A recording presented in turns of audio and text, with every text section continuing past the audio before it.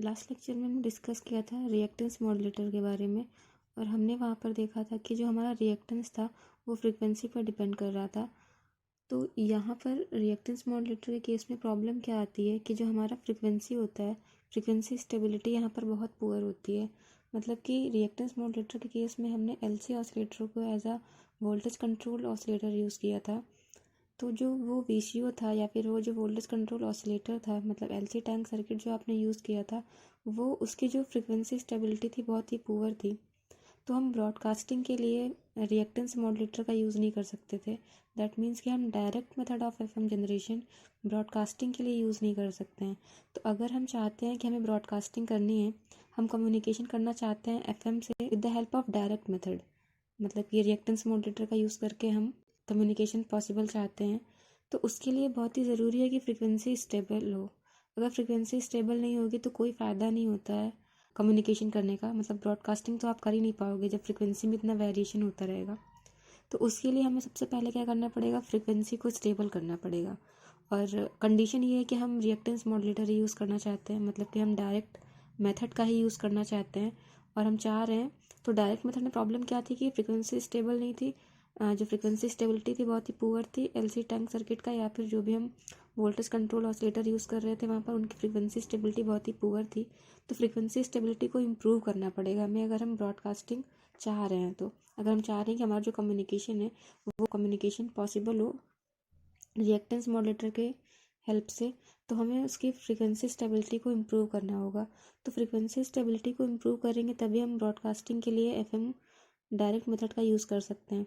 तो हम frequency stability कैसे यूज़ करेंगे, मतलब कैसे इम्प्रूव करेंगे, तो उसके लिए हमारे पास एक सर्किट है frequency stabilised reactance modulator circuit, जिसको हम ऑटोमेटिक फ्रीक्वेंसी कंट्रोल सर्किट भी बोलते हैं। मतलब कि ऑटोमेटिक फ्रीक्वेंसी कंट्रोल, हमें क्या करना है, फ्रीक्वेंसी को कंट्रोल करना है। जो वहाँ पर बहुत ही ज़्यादा रिएक्टेंस में वेरिएशन अगर हो रहा है तो फ्रीक्वेंसी हमारा क्या हो रहा था, वेरी कर रहा था बहुत ज़्यादा। तो हम चाहते हैं कि फ्रीक्वेंसी में ड्रिफ्ट ना हो उतना। तो फ्रीक्वेंसी में ड्रिफ्ट ना हो मतलब फ्रीक्वेंसी स्टेबल रहे हमारी, इसलिए हम इस ऑटोमेटिक फ्रीक्वेंसी कंट्रोल सर्किट का यूज़ करेंगे। मतलब कि frequency stabilised reactance modulator circuit का यूज़ करेंगे, जिसमें हम देखेंगे कि हमारा फ्रीक्वेंसी स्टेबलाइज्ड हो पा रहा है विद द हेल्प ऑफ, हम यहाँ पर रिएक्टेंस मॉड्यूलेटर का ही यूज़ करेंगे। रिएक्टेंस मॉड्यूलेटर का यूज़ करके हम फ्रीक्वेंसी को कंट्रोल करेंगे। तो उसके लिए हम ब्लॉक डायग्राम देखते हैं। तो ये आपका ब्लॉक डायग्राम है फ्रीक्वेंसी स्टेबलाइज्ड रिएक्टेंस मॉड्यूलेटर का या फिर ऑटोमेटिक फ्रीक्वेंसी कंट्रोल का। तो इसमें क्या है कि हम यहाँ पर एलसी मास्टर ऑसिलेटर यूज़ करेंगे, मतलब कि ये मॉडिफाइड वर्जन होगा आपका जो एलसी ऑसिलेटर है उसका। और यहाँ पर हमने क्या किया है कि रिएक्टेंस मॉड्यूलेटर यूज़ किया है, क्योंकि हमें यहाँ पर जो एफएम जनरेट करना है या फिर एफएम को ब्रॉडकास्ट करना है वो हमें रिएक्टेंस मॉड्यूलेटर या फिर डायरेक्ट मेथड की हेल्प से ही करना है। तो आपका रिएक्टेंस मॉड्यूलेटर कैसा होता है, डायरेक्ट मेथड होता है एफएम जनरेशन का। तो उससे हमने क्या किया, एफएम जनरेट किया। अब हम चाहते हैं कि हम अगर जो भी हमारा एफएम जनरेट होकर के आया है उसको अगर हम ब्रॉडकास्ट करना चाहते हैं, ये आपका क्या है, ब्रॉडकास्टिंग एंटीना है। अगर हम उसको ब्रॉडकास्ट करना चाहते हैं तो हमें कंपलसरी है कि जो हमारा एफएम जनरेट हो रहा है उसकी फ्रिक्वेंसी स्टेबल हो।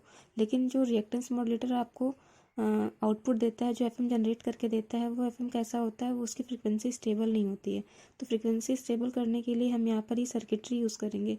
ये सर्किटरी आपका क्या करेगा, फ्रिक्वेंसी को स्टेबल करेगा। कैसे करेगा वो देखिए, आपने ये एक LC master oscillator circuit use किया। जो एलसी मास्टर ऑसिलेटर सर्किट का आउटपुट होगा वो क्या होगा, आपका जो एफएम होगा वही होगा। आपको ये एफएम आउटपुट मिल रहा है। अब एफएम आउटपुट को आप डायरेक्ट ब्रॉडकास्ट ना करके आप क्या करो, एक बफर एम्पलीफायर और लिमिटर एम्पलीफायर सर्किट से पास कराइए। बफर एम्पलीफायर हमने यहाँ पर इसलिए यूज़ किया हुआ है, ये क्या करेगा कि जो आपका एलसी मास्टर ऑसिलेटर का जो आउटपुट होगा, जो आउटपुट फ्रिक्वेंसी आएगी यहाँ से, उस फ्रिक्वेंसी को एम्पलीफाई करेगा। दूसरा इसका रीज़न ये है कि आपका एलसी मास्टर ऑसिलेटर का जो आउटपुट है और जो आपका फेज डिस्क्रिमिनेटर का जो आउटपुट है वो एक दूसरे से ओवरलैप ना कर जाए या फिर वो एक दूसरे से कंबाइन ना कर जाएं, इसलिए उन दोनों को आइसोलेट रखने के लिए बफर एम्पलीफायर सर्किट यूज़ किया गया है। ये सिंपली सिग्नल को एम्पलीफाई करता है और आइसोलेशन प्रोवाइड कराता है आपका फेज डिस्क्रिमिनेटर को और जो हमारा एलसी मास्टर ऑसिलेटर है उसको। नेक्स्ट आपका एम्पलीट्यूड लिमिटर लगा हुआ है, ये क्या करेगा, एम्पलीट्यूड को लिमिट करेगा। उसके बाद आप ये देखिए, यहाँ से आपने कुछ फ्रैक्शन मतलब एक तरीके से फीडबैक किया हुआ है, तो यहाँ से आप एफएम का कुछ पोर्शन, क्योंकि यहाँ पर जो आपको मिल रहा है वो क्या मिल रहा है, एफएम सिग्नल ही मिल रहा है, तो आप एफएम सिग्नल का कुछ पोर्शन क्या करिए, फीडबैक कर दीजिए मिक्सर को। मिक्सर क्या करता है, मिक्सर पे आपका एक इनपुट क्या आ रहा है, एफएम सिग्नल आ रहा है, और एक इनपुट आपका क्या आ रहा है, कैजर जो क्रिस्टल ऑसिलेटर की फ्रिक्वेंसी आ रही है।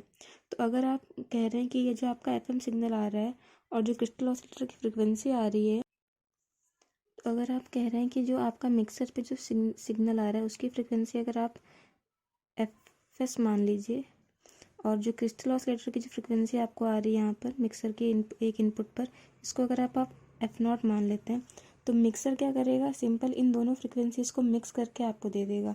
तो मिक्सर एक तरीके से आपको F S plus minus F naught frequency दे देगा मिक्स करके। और ये जो आपका मिक्सर का जो आउटपुट होता है, मतलब ये जो फ्रिक्वेंसी आपको मिल रही है, ये जो आपको जनरेट होकर के मिल रहा है, ये जो फ्रिक्वेंसी है वो आपका 1/20 टाइम्स एलसी ऑसिलेटर की फ्रिक्वेंसी के होगा। मतलब कि आपका 1/20 टाइम आपका जो ये फ्रिक्वेंसी है वो क्या होगा, कम होगा। तो जो आपको वेरिएशन देखने को मिलेगा वो एक तरीके से स्टेबल मिलेगा। उसके बाद जब ये 1/20 टाइम आपका जो आउटपुट मिल रहा है मिक्सर का, तो वो अगर मतलब बहुत ही लेस हो जा रहा है, तो आप क्या करिए, यहाँ पर इंटरमीडिएट फ्रिक्वेंसी एम्पलीफायर यूज़ कीजिए। वो क्या करेगा, फ्रिक्वेंसी को एम्पलीफाई करेगा। देन आप फेज डिस्क्रिमिनेटर सर्किट को इसके आउटपुट को फेज डिस्क्रिमिनेटर सर्किट को दीजिए। फेज डिस्क्रिमिनेटर सर्किट का जो आउटपुट है वो आपने किसको दिया, रिएक्टेंस मॉड्यूलेटर को। तो यहाँ से अब आप देखिए कि आपने यहाँ पर क्या किया, जो फ्रिक्वेंसी में वेरिएशन हो रहा था आपने इसको कंट्रोल किया यहाँ पर। मतलब कि 1/20 टाइम आपका एलसी मास्टर ऑसिलेटर है उसका जो मतलब उसकी जो फ्रिक्वेंसी होगी, और जो आपका मिक्सर का जो फ्रिक्वेंसी है, मतलब मिक्सर का जो आउटपुट फ्रिक्वेंसी निकल के आ रहा है, जो आपको आउटपुट निकल के आ रहा है वो 1/20 टाइम्स है एलसी मास्टर ऑसिलेटर के। उसके बाद आपने इसको एम्पलीफाई किया, फेज डिस्क्रिमिनेटर के थ्रू आपने रिएक्टेंस मॉड्यूलेटर को दे दिया है। तो अब यहाँ से जो भी वेरिएशन अगर आपको देखने को मिल रहा है, अगर कोई भी वेरिएशन अगर यहाँ पर हो रहा है, मतलब वेरिएशन तो हो ही रहा है, तो आप उसको फीडबैक करके proper according to your requirement आप यहाँ पर इसको क्या कर सकते हो, स्टेबलाइज कर सकते हो, फिक्स कर सकते हो कि आपको इतने का मतलब यहाँ पर आपको ये फ्रिक्वेंसी चाहिए, यहाँ पर ये फ्रिक्वेंसी चाहिए। तो यहाँ पर आपको क्या होगा, फ्रिक्वेंसी स्टेबलाइजेशन पॉसिबल हो पाएगा। अब यहाँ से आपका आउटपुट आया, उसके बाद जो फ्रिक्वेंसी जो आपको मैसेज सिग्नल मिलेगा वो यहाँ पर आया, मॉड्यूलेट होगा। उसके बाद डायरेक्ट अगर आपको डिजायर्ड आउटपुट मिल गया है, फ्रिक्वेंसी आपका स्टेबल हो गया है, तो सीधे आप क्लास सी एम्पलीफायर मतलब क्लास सी पावर एम्पलीफायर है ये, यहाँ से एम्पलीफाई करके आप डायरेक्ट ट्रांसमिटिंग एंटीना से ब्रॉडकास्ट कर दीजिए। इसका मतलब क्या है कि ये जो आपका ब्लॉक है ये आपको फ्रिक्वेंसी को कंट्रोल कर दे रहा है खुद ही। लेकिन इस सर्किट में प्रॉब्लम क्या आ रही है कि यहाँ पर आपका फ्रिक्वेंसी तो कंट्रोल हो जा रहा है, लेकिन ये जो सर्किट है आपका थोड़ा सा कॉम्प्लेक्स हो जा रहा है। तो कॉम्प्लेक्सिटी की वजह से हम डायरेक्ट मेथड का यूज़ नहीं करते हैं। ये जो कॉम्प्लेक्सिटी का प्रॉब्लम आ रहा है कि यहाँ पर ये जो फ्रिक्वेंसी है, अभी हम इसको थोड़ा सा और डिस्कस करेंगे आगे। तो यहाँ पर क्या है कि ये कॉम्प्लेक्स हो जा रहा है, तो इस कॉम्प्लेक्सिटी को रिमूव करने के लिए हम क्या करेंगे, इनडायरेक्ट मेथड का ही यूज़ करेंगे। तो नेक्स्ट लेक्चर में हम इनडायरेक्ट मेथड के बारे में पढ़ेंगे। अभी हम डिस्कस करते हैं आगे कि ये ब्लॉक आपका कैसे प्रॉपर मतलब वर्क कर रहा है, उसको हम देखें। इससे पहले हम ये डिस्कस करें कि मिक्सिंग और फ्रिक्वेंसी मल्टीप्लिकेशन का क्या कॉन्सेप्ट है। आप ये समझ लीजिए कि यहाँ पर जो इस सर्किट का फ्रिक्वेंसी स्टेबिलिटी है वो पूरी की पूरी इस फेज डिस्क्रिमिनेटर सर्किट पर ही डिपेंड कर रही है। मतलब कि इसकी जो स्टेबिलिटी है वो बहुत इंपॉर्टेंट है, यही स्टेबिलिटी आपका इस पूरे सर्किट की स्टेबिलिटी है। दैट मीन्स कि आपका जो फ्रिक्वेंसी कंट्रोल हो रहा है वो यहीं से हो रहा है।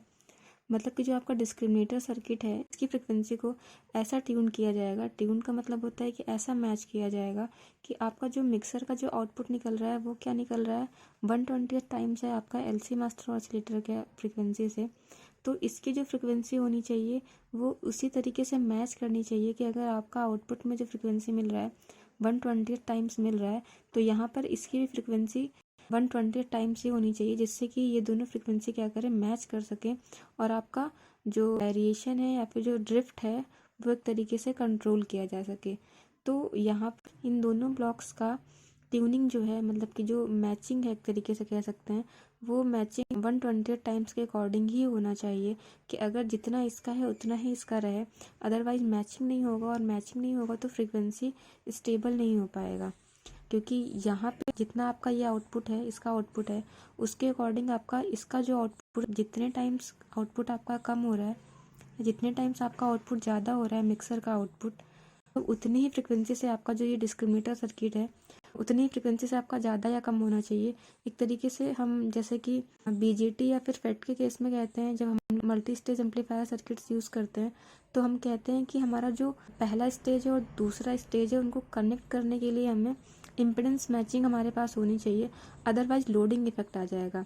तो आप उसी को यहाँ पे कंपेयर कर सकते हो कि जब तक इनका इम्पिडेंस और इसका इम्पिडेंस, मतलब आप फ्रिक्वेंसी को थोड़ा सा रिलेट कर लीजिए कि इसका इम्पिडेंस और इसका इम्पिडेंस जब तक मैच नहीं करेगा तब तक इन दोनों को कनेक्ट नहीं करा पाओगे।